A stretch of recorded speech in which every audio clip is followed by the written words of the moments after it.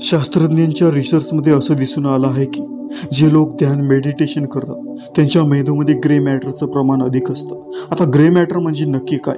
आपला मेंदू टिश्यूजनी बनलेला आहे. त्यात सुमारे 60% भाग हा व्हाईट मॅटरचा असतो आणि 40% भाग हा ग्रे मॅटरचा.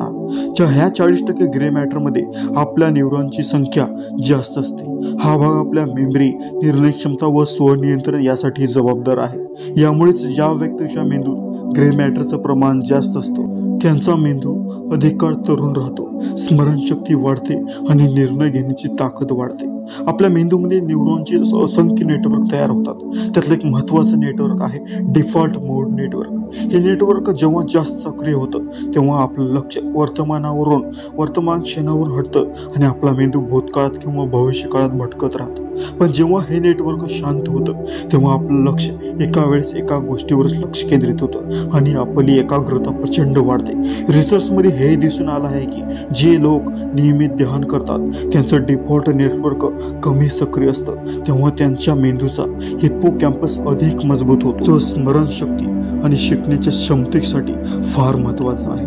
म्हणजेच ध्यानाचे फायदे सांगायला गेलो तर तासनतास कमी पडतील, पण या व्हिडिओचा मुख्य उद्देश असा आहे की तुम्हाला काही खास पद्धती सांगाव्यात ज्यामुळे तुमचं मन शांत होईल, स्मरणशक्ती वाढेल आणि विचार करण्याची क्षमता वेगळीच बनेल. ध्यानाच्या 2 मुख्य पद्धती आहेत. जगातील ध्यान पद्धतींना 2 गटात विभागलं गेलं आहे. पहिली फोकस्ड अटेन्शन मेडिटेशन, दुसरी ओपन मॉनिटरिंग मेडिटेशन. 2 पद्धती मन आणि मेंदूला धारदार बनवतात. पहिली फोकस्ड अटेन्शन मेडिटेशन. या पद्धतीमध्ये आपण एका गोष्टीवर लक्ष केंद्रित करतो.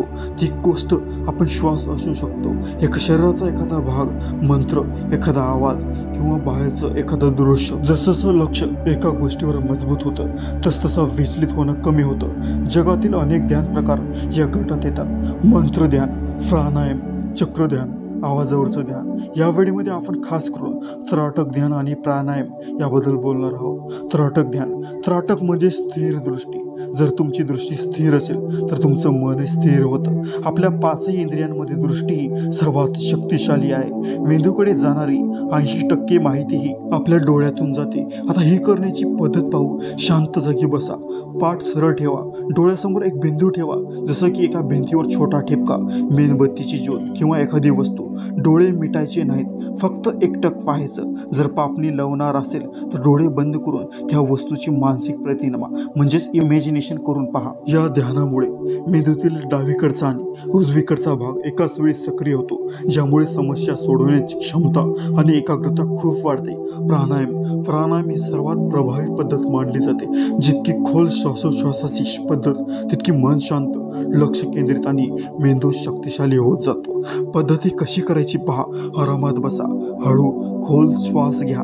आता अशी छाती आणि पोट दोन्ही फुगली पाहिजेत. 5 सेकंद श्वास रोका आणि मग हळूवार सोडा. संपूर्ण लक्ष श्वासावर लक्षात ठेवा.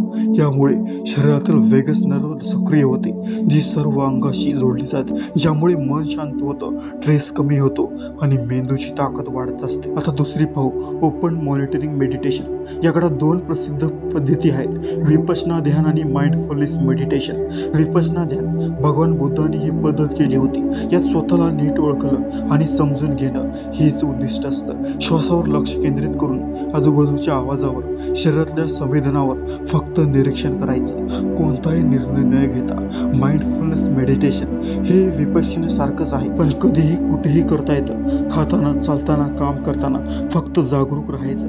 आजूबाजूला जे चाललंय ते फक्त पाहायचं, ऐकायचं, त्यावर कोणतंही लेबल लावायचं नाही. शेवटी कोणतंही ध्यान करा, पण लक्षात ठेवा ध्यान करताना मन भटकणारच, तेव्हा रागवायचं नाही, फक्त पुन्हा श्वासाकडे आणायचं. ह्या पद्धती बघा आणि कमेंटमध्ये सांगा तुमच्यासाठी कोणती ध्यान पद्धत सर्वात जास्त उपयोगी वाटली ती सांगा. व्हिडिओ आवडला तर लाईक करा, आपल्या मित्रांसोबत शेअर करा आणि ह्या अशाच मोटिवेशनल चॅनलसाठी, अशाच माहिती देणाऱ्या चॅनलसाठी सबस्क्राईब करायला विसरू नका. जय महाराष्ट्र.